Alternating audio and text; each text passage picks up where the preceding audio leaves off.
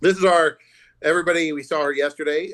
This is the well-known, world-famous, the author of the Grant Writing for Dummies books, Dr. Bev Browning, the person with a car again, Dr. Bev Browning, who is here for us and gracing us with her pleasure. With her presence, I should say.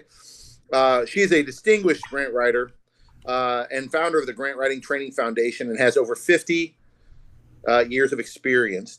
One of the things that I said yesterday in the opening remarks is I'm pretty sure we have over $500 million in grants awarded, and Dr. Browning has that on her own. She has $750 million in grant awards across various sectors, including government, education, healthcare, Fortune 500 companies. So a lot of different areas, not just focused on just one. She offers live interactive courses, including a 15-week coaching and mentoring program and a 4-week course on the business side of grant writing for freelance grant writers. And as well as doing specialized training in negotiating skills and nonprofit board capacity building. You can have that all you want, because boards often drive me crazy personally. She's a prolific author of 48 grant-related publications, including 7 editions of the Grant Writing for Dummies. Dr. Bev's work combines deep expertise with a commitment to empowering grant professionals, nonprofit leaders, and government agencies nationwide. And one of the things I'll tell you that I would take away from yesterday that Dr. Browning said that I actually put in my presentation earlier today was that when you're the grant writing expert, you're the grant writing expert. And sometimes you got to be the person to tell the CEO and say, that wouldn't be a good use of my time. You've got to stand up for yourself and fall in front of your expertise. So Dr. Browning, we appreciate that. I for sure took something home, but let me let you go doing the models to build a program narrative. Thank you so much. Thank you very much for the introduction. Good afternoon, everybody. Today's topic is using best practice models to build the program design narratives. The idea is often we're stuck as a grant writer in either strengthening what we know will be the implementation plan, or taking what our clients or we currently have in our employment and trying to beef it up, but keep it within the realm of everybody can still get things done when you get funded. So let's talk about the importance of best practice models and how we as grant writers have the responsibility to be able to strengthen any idea that's already under action, any program that's already existing. It's our time to build it stronger, to give it more innovative features so that we have a higher chance of getting funded. We'll be on for 40 minutes, and I want to focus on leveraging best practice models for our grant writing success. The session obviously is interactive. You can post questions in the chat, or we'll have open mic at the end. And finally, I want you to be able to transform your proposals with compelling, funder-ready narratives, okay, on your own, not supported so much by AI unless you're using AI to identify best practices. The objectives today: learn to identify and integrate best practice models into our program design narrative, master techniques for articulating program purpose and objectives clearly, develop strategies to align narratives with funder expectations, and create persuasive stories connecting your model, our model, to target population needs. Why program design narratives matter? Well, one, if you look at the weight that the program design carries, it is the backbone, the response, the solution to everything you wrote in your statement of need or statement of the problem. So that means when we're putting together our program design, we have to make sure we are looking also at our statement of need narrative at the same time, and that we are proposing things that close the gaps, that eliminate or reduce the need for our target population, whether that be individuals or animals. Okay? So strong program design is the backbone of a successful proposal. And you all know on the federal level, program design or implementation plan or AIMS really carries a heavy weight of the total percentage weight. So if we go with 100% as the norm, or 100 points for peer review at the federal level, Program design is going to carry a fairly heavy weight, anywhere from 20% to 50% with some federal grant-making agencies. Funders want to see research-grounded, proven strategies.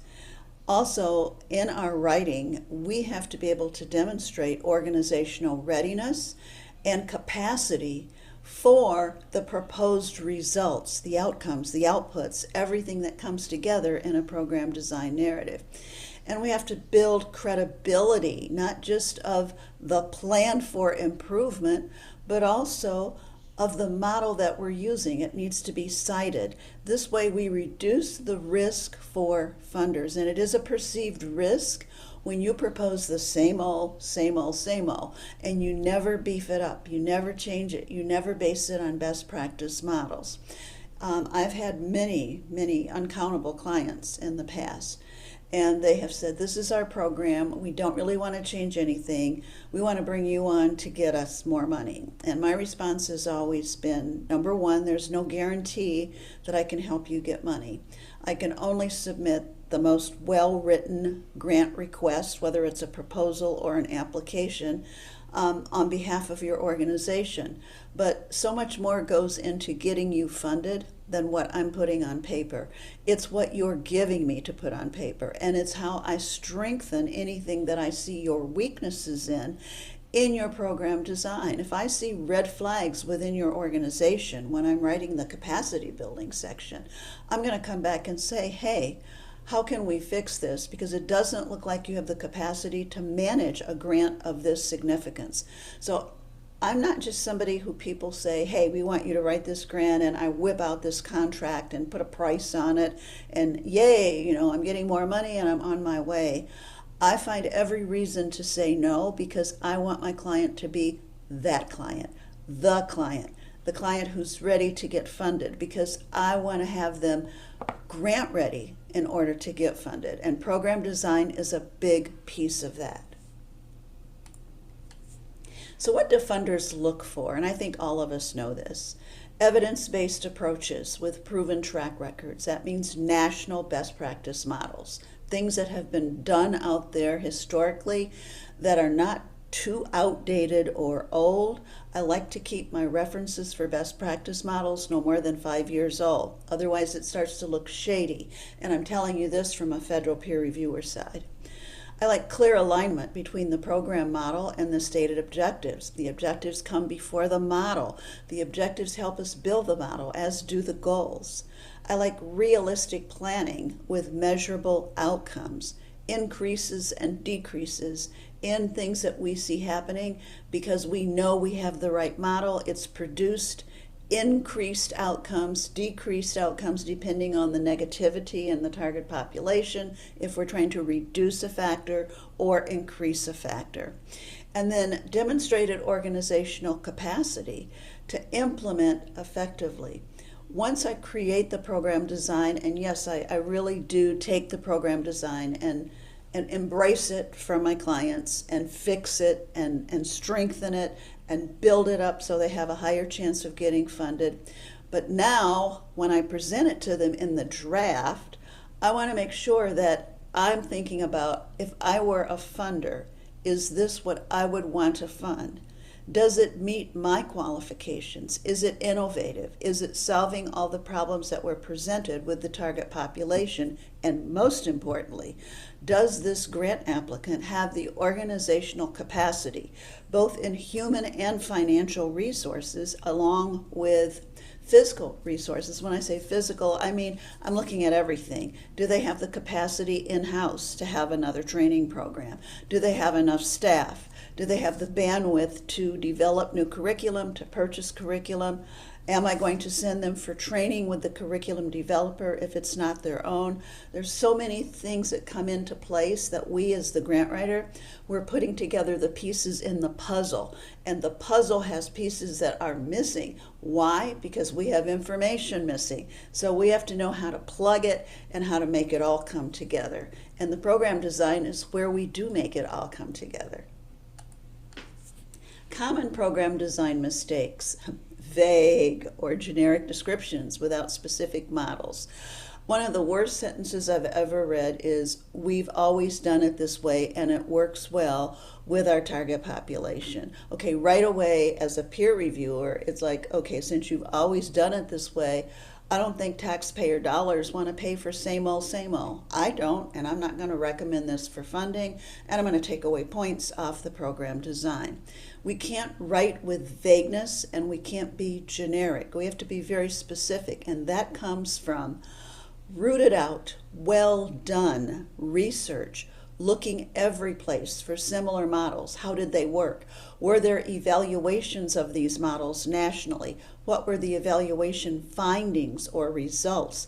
How can we determine that this model will be transferred and adopted or modified for our target population? Which means looking for best practice models that were used and evaluated with a like population or a highly similar population. And that means we also have to know the variables of the people we're trying to help: their age range, their ethnicity, their financial status. Are they at or below the federal poverty level? Are they middle income? What's their educational status? All of these things matter.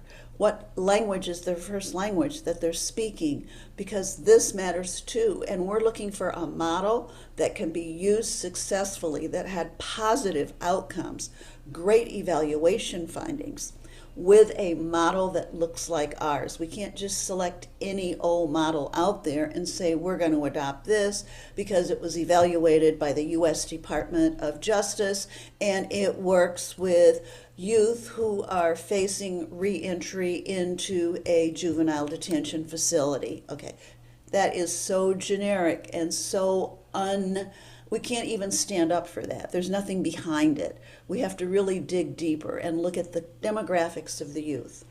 A lack of evidence or research to support chosen approaches. Okay, upon notification of funding, the ABC nonprofit organization will what? What are you going to do? Because the best practice tells you the best approach.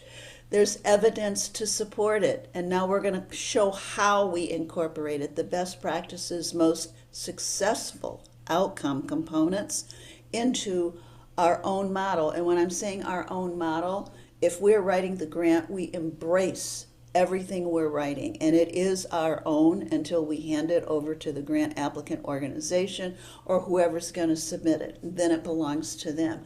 But we are creating a fundable, highly fundable program design, and the research is the magic ingredient.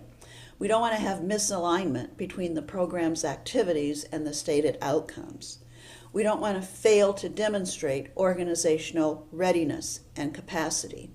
And I just want to give you an example of a mismatch between a statement of need and a program design. So I read a statement of need, and it looked like it was well written. It had a little bit of everything. Most of you that know me or have read my books, you know I have 4 words for the statement of need in order to write an award-winning statement of need: gloom, doom, drama, and trauma. If you don't make me cry when I'm reading it, I'm certainly not going to smile and check off, oh, yes, let's fund this application when we get to the program design. But every demographic, statistic, every citation, reference you put into the statement of need, you have to close that gap for need in the program design. So before you start writing, take a look at the program design information that's been given to you. What's in front of you? And is it going to close 100% of the gaps? And if not, we need to go back and redo the statement of need. And we also need to beef up our program design model by doing research. What's out there? What kind of curriculum or approach or corrective action in how we do things now will, in fact, solve the problem for the target population, remove the barriers. These are all the barriers we listed. Can we find a model that addresses all these barriers? Can we address all these barriers given the ceiling on the dollars that are available for funding and what we're going to ask for in our budget request? And can it be used with a population that may have 2 or 3 variables that are very different from our best practice model. Sometimes we have to take 2, 3, 4 models and do a comparative explanation in a table to show what they all offer. And then our model adapts the best part of each model, and we come away with a hybrid model that will, in fact, close the gap 100%, but also take the best of 3 or 4 nationally known or internationally known best practice models. Okay? The organization has to be ready.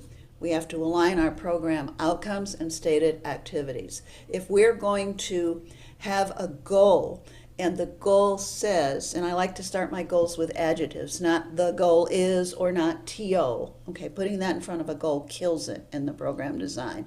And it also sets us up for craziness when we start writing the actual best practice part of it. Everything has to fall into place. Okay? Goals that make sense, one sentence, a period. Smart objectives that have specific, measurable, attainable, realistic, and time-bound as the formula for writing them. And then after my SMART objectives, I like to add in that SMART objective one sentence statement as demonstrated by, and then indicate how we're going to prove that we met the percentage, that we achieved everything we promised in the SMART objective. Once you do that, you have a better idea of the kind of research that's ahead of you for the program design, how to make all of this come true, because your implementation plan, your best practices, they have to support the goals and the SMART objectives. They are the precursor to writing the outputs and the outcomes. Everything goes together like a finely woven quilt or a puzzle with all the pieces there and nothing's missing. So what are best practice models? Well, they're proven. They're proven approaches backed by research and evaluation data. Just to take a model, and let's say you're a Boys and Girls Club, and so you're going to say, our best practice model comes from the National Boys and Girls Club. It was created in yada, yada, yada, and it is used by chapters throughout the United States and its territories. It has been adopted in 3 other countries as well. Okay, well, where's the evaluation data? How do you know it's working for every type of target population? Maybe your target population is extremely low income youth. Maybe we're working with single parent families, a high percentage. Maybe we're working with families where both parents are working 2 jobs each just to put food on the table, and that's why their child or children come after school and during the summer to the Boys and Girls Club, and on weekends as well, on Saturdays. So how does that national model fit our population? Our population has so many other variables that we don't see across the board in a majority model, and we're working with a minority population. Okay. All of those things matter in our foundation grants. Remember, we have a lot of words descriptors we cannot use now in some of our federal grant-making endeavors or grant-seeking endeavors, so we have to be careful. These strategies, have they been replicated successfully across settings? That means for everybody. Who else is using this model? Is it working? Is there another Boys and Girls Club like ours? Do they have a similar population?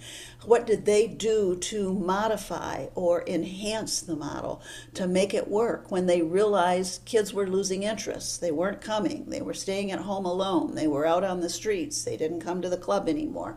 So many things to look at.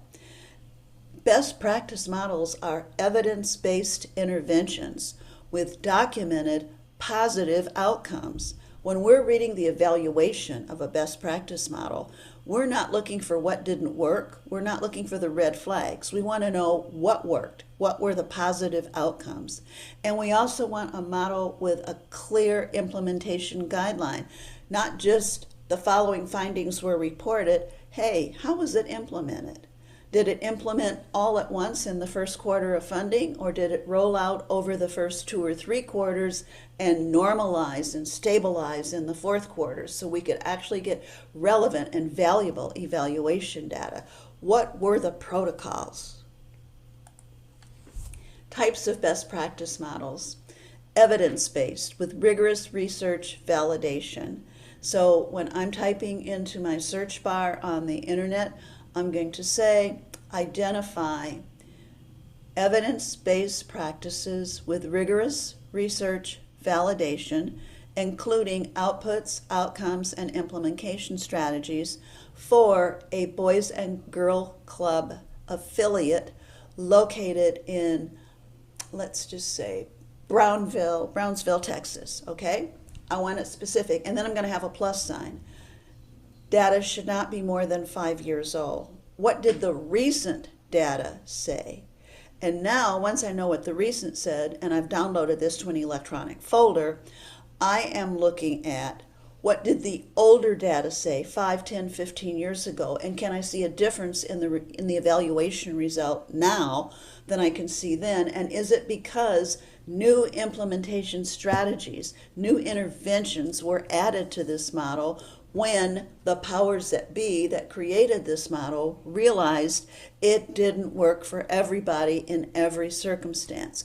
I want to know as much as possible about this model before I start adopting it and recommending to my client, yes, this is the model. Take a look at it. Is there anything here you can't live with?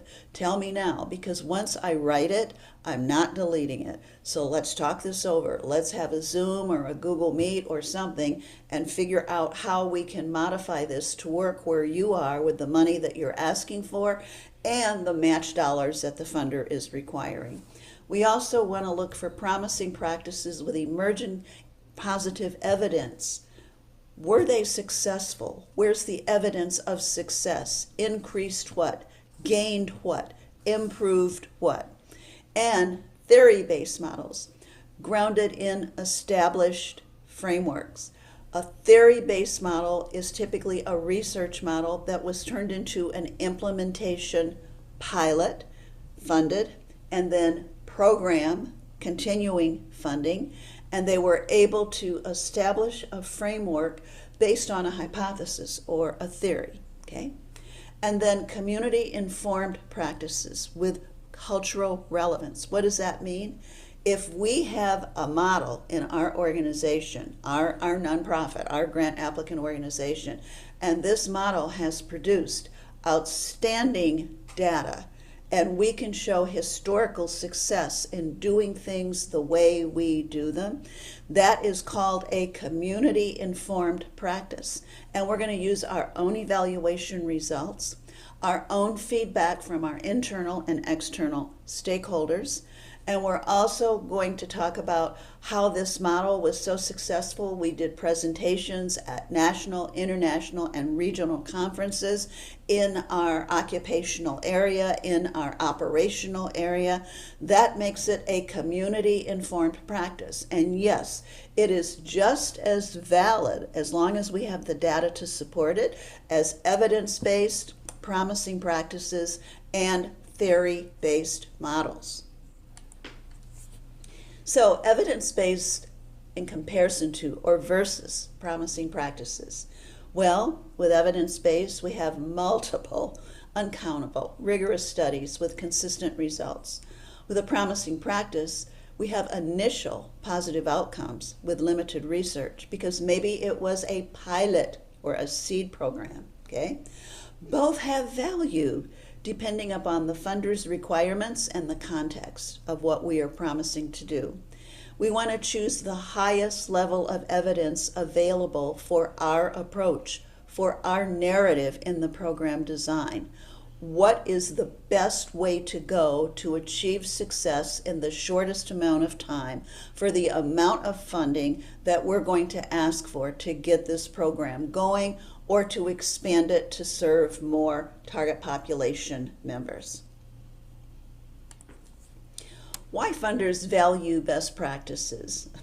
Obviously, it reduces risk by investing in proven approaches.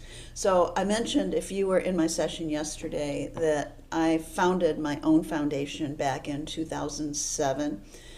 It's the Grant Writing Training Foundation. It's a 501c3 private non-operating foundation. It's like a family foundation. I don't have a board. It's just myself and my daughter. I'm the lead trustee. She is a secondary trustee if something were to happen to me.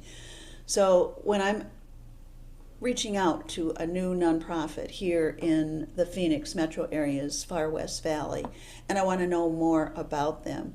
The first thing I say is, what are you doing that works and what are you doing that doesn't work? And if you're doing something that doesn't work, how can I help you improve it with funding?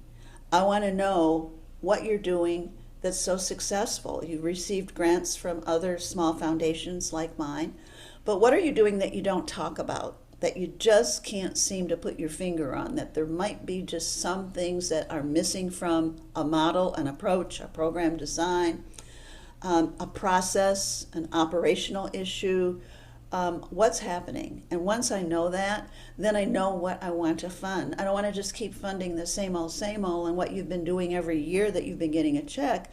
I want to know what's not working that we never talk about when we meet for lunch, when I come out to do a site visit, when we talk on the telephone every quarter, and I say, okay, update me on the program. How is it doing? All those things matter.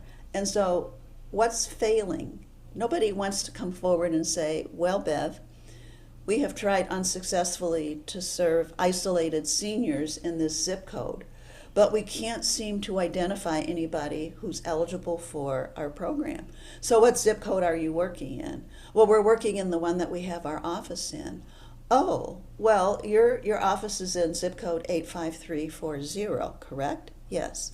Have you looked at the census stats, the demographics? There's no low income areas in that area. That is not a drought. Everybody there is middle to upper income. Maybe this is why you're not finding candidates in your own zip code. You have to look further. You have to look outside. You have to go a little bit rural. You have to look beyond the boundaries. You can't just be in your comfort zone. So those kind of talks with potential funders help people who are running these programs come up with, okay, I'm not going to be dinged because I can't find my target population here, and I'm using all this money that Wells Fargo Foundation gave me, and now I have a chance to fix it because the Grant Writing Training Foundation wants to know where I am failing at. So when a potential funder asks that question, don't be intimidated, don't be shy, don't embellish upon the response. Well, I think we're doing everything well. Tell the truth, because it will likely get you the grant award that you're seeking from a very different viewpoint. Using a best practice increases your likelihood of achieving desired outcomes. It demonstrates responsible care, stewardship, youth, spending, tracking of the funding. And it supports scalability, going up, serving more people next year, and replication of our successful programs.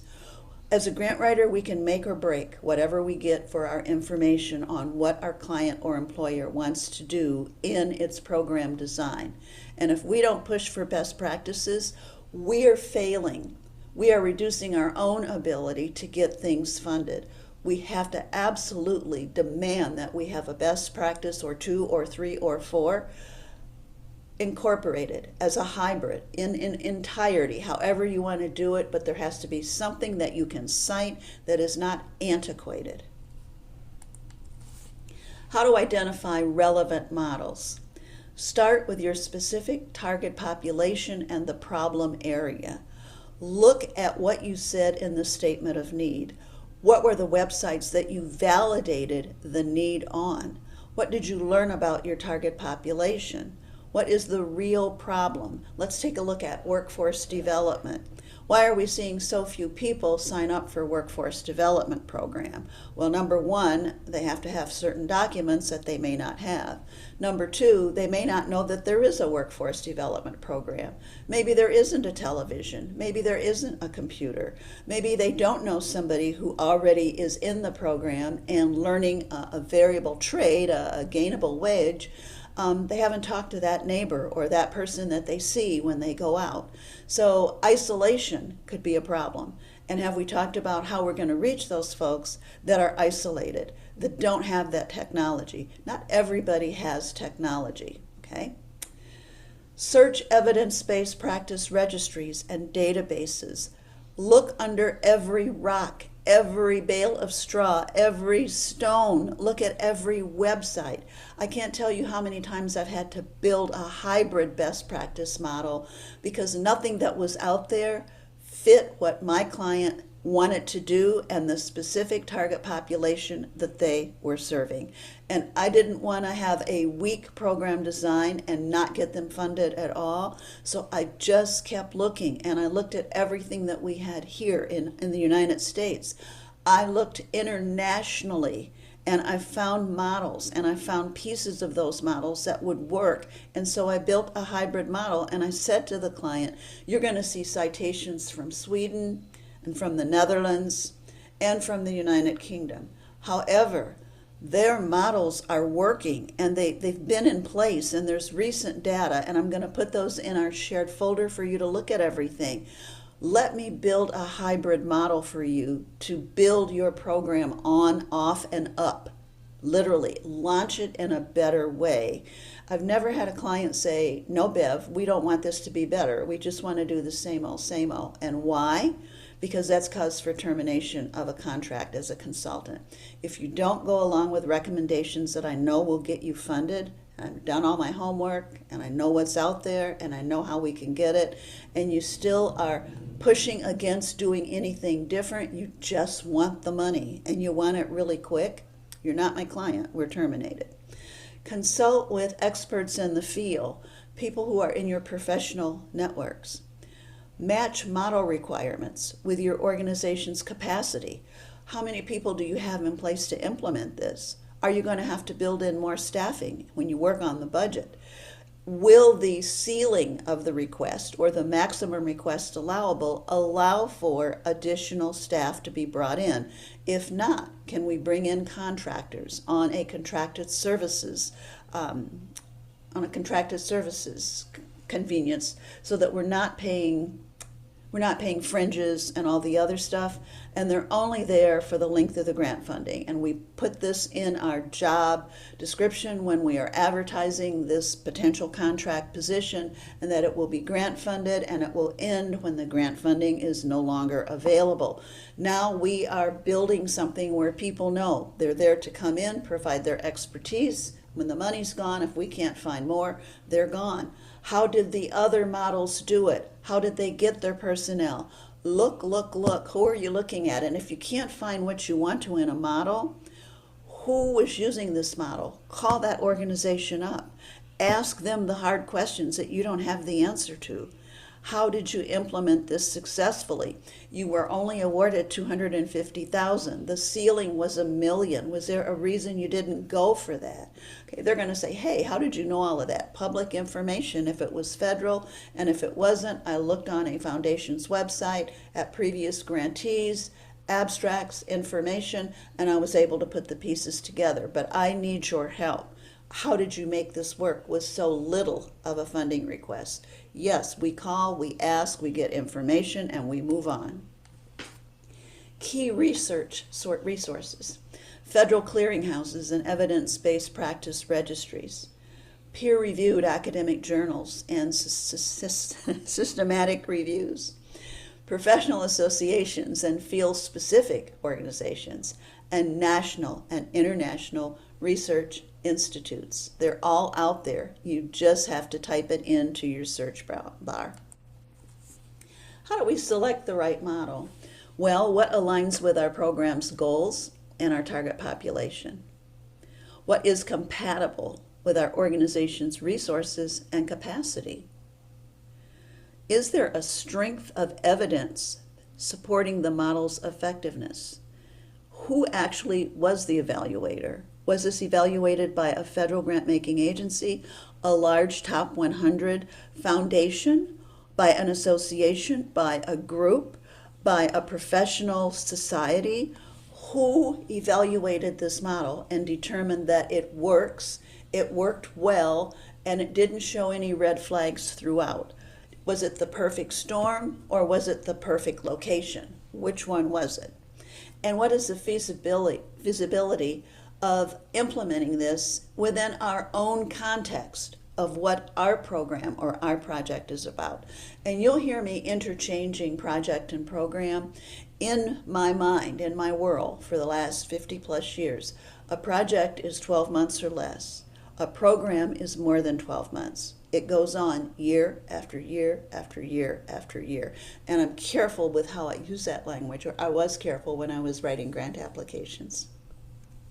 And I teach those differences now as well. Integration techniques overview. Seamlessly weave best practices into your narrative flow. Don't just copy and paste blocks of information. Read what's in front of you when you do the research. Let it soak into your mind. Close your eyes. Feel it. Dream it. Imagine it working. Now open your eyes and write it. We are not copy and paste grant writers, okay? Use specific citations and references to support the approach. And again, no more than 5 years old unless you have a good reason for reaching back more than that. Connect the components in the best practice model to your proposed program or project's activities. And balance fidelity, implement it as designed or intended to the model with local adaptation needs.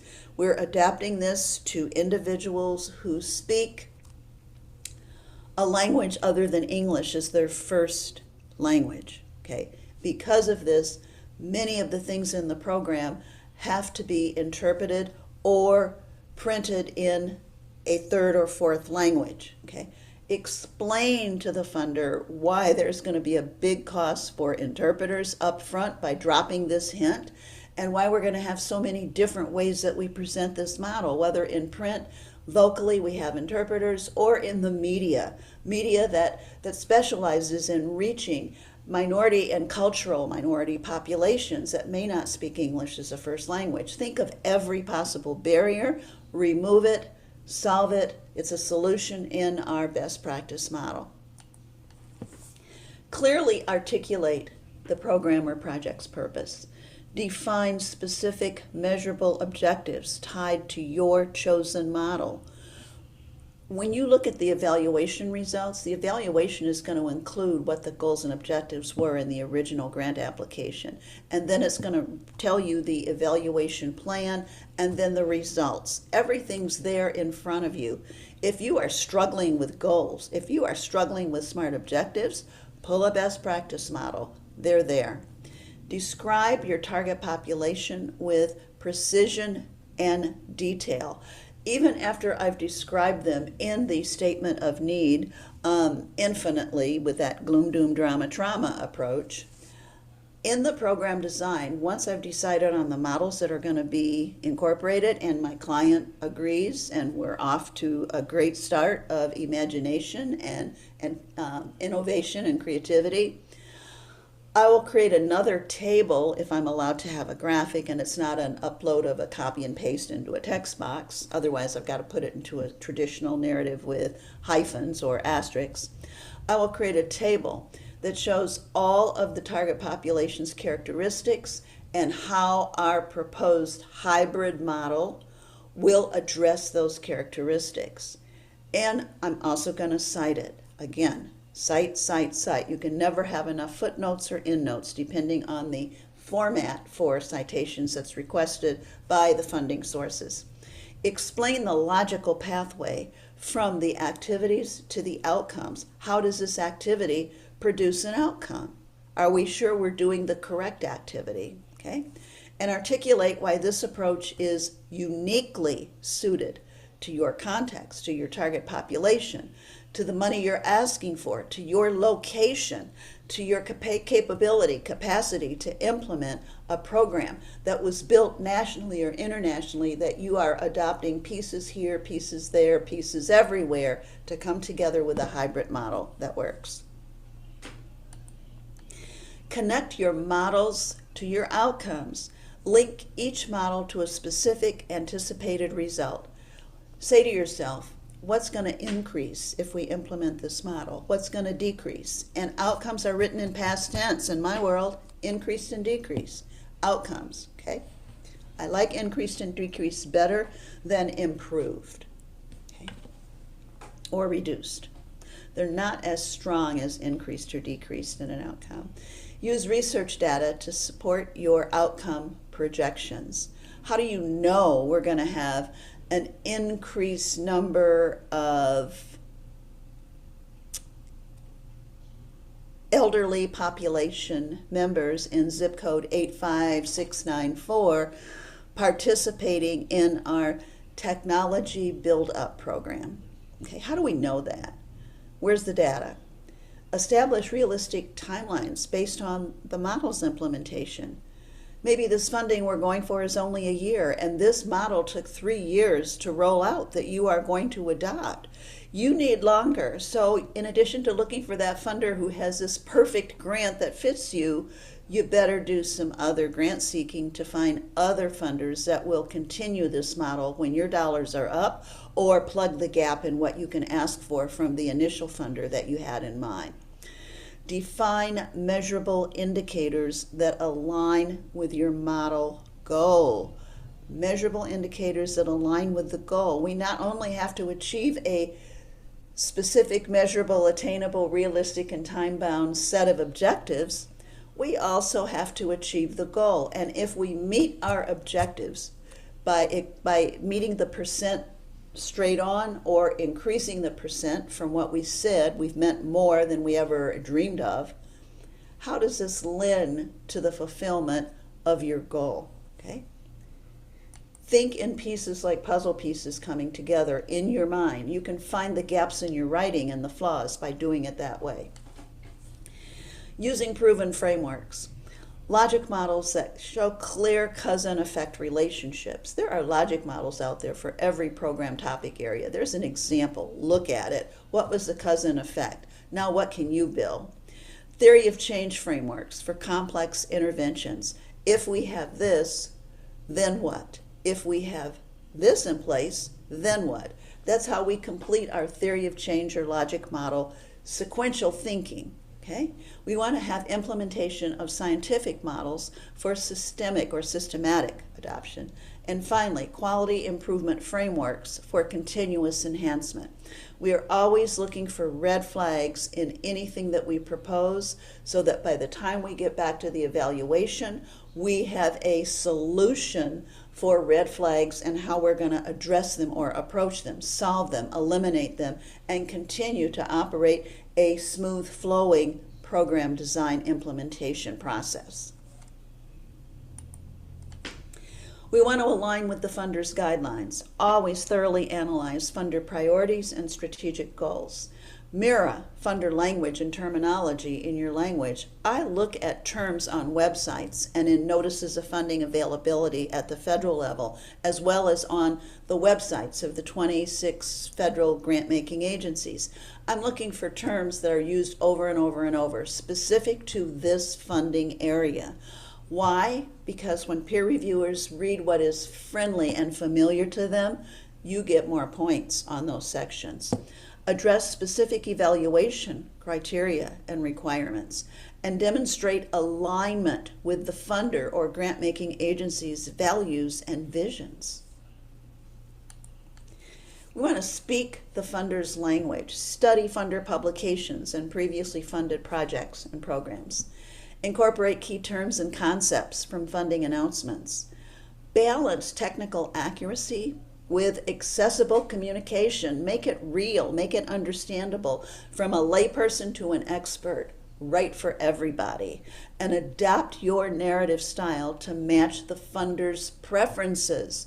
What is their style in their writing? What's on the website? What's the style in the grant application guidelines? Replicate it, make it reader friendly. Boosting your proposal's competitiveness. Stand out from other proposals that are going to come along with generic or unproven approaches. Reduce peer reviewer concerns about potential program effectiveness. Demonstrate a higher likelihood of achieving a measurable impact. Tighten up those SMART objectives. Don't be lowballing and saying you're going to increase something by 5% and you're getting a 3-year grant award. Okay? Doesn't work. And position the grant applicant organization as knowledgeable and credible, always, all the time. The art of storytelling. Okay, it comes into play with grant writing. We want to create an emotional connection while maintaining a professional tone. No more we's, ours, my's, ever. Okay? Not this way. Build a logical narrative arc from the problem to the solution. Connect the dots between the statement of need and the program design. Okay? Center the story on the people you serve and their needs. Just change their names, okay? Please. Weave best practices naturally into your, or what should be, a compelling, competitive, highly fundable narrative. Connect to the target population needs. Hopefully you've done a thorough needs assessment with community input. You've matched model components to the specific needs of your target population. You've demonstrated cultural responsiveness and community relevance. And you've used data to support the urgency and to convey the scope of the problem that you're trying to solve by asking for grant funding. Align with the funder's goals. Explicitly connect your outcomes to their strategic priorities for funding. Show how your success or proposed success advances the funder's mission. Demonstrate potential for broader impact and influence. Position your project or program as a model for future grant-making investments. Building organizational credibility. Showcase your staff expertise and relevant training. Highlight past successes with similar populations or best practice models that you've incorporated already. Demonstrate strong partnerships and community connections, and detail the organization's infrastructure and capacity, from financial to human resources to operational to overall infrastructure. Demonstrate innovation. Adapt proven models to unique local contexts and needs. Combine multiple best practices in a creative way for creating that hybrid model. Introduce new delivery methods or technology enhancements. Balance innovation with evidence-based foundational information.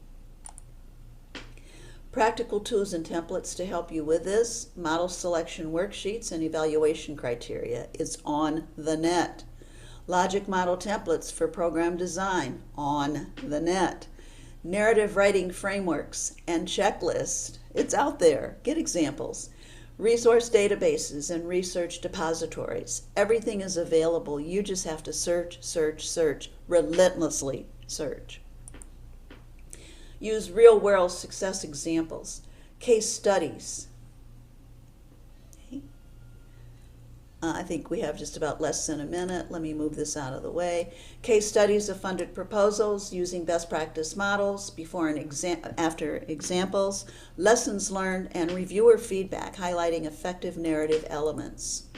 Your next steps: identify these models relevant to your next proposal. Revise existing programs' narratives using today's strategies, and share these techniques with your grant writing team or colleagues, and apply these principles to your upcoming funding opportunities.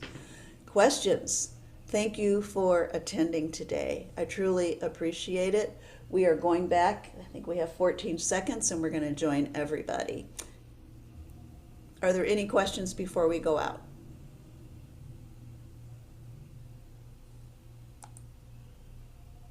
You're welcome.